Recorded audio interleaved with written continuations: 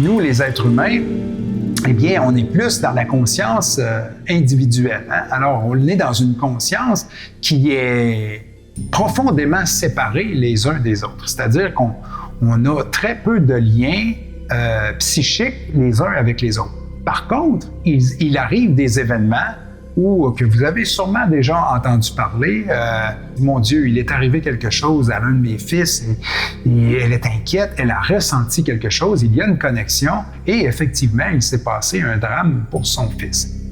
J'ai vécu personnellement ce genre de situation dans ma propre famille et ça existe vraiment. Donc, il existe une connexion entre nous et assurément que cette faculté qu'on peut appeler de l'ordre de télépathique, si on veut, eh bien, peut se développer. C'est-à-dire qu'on a le potentiel de développer ces facultés-là pour qu'ils deviennent plus prédominantes dans notre vie. Mais à tout le moins, nous sommes quand même à la base, nous avons une conscience plus individualisée.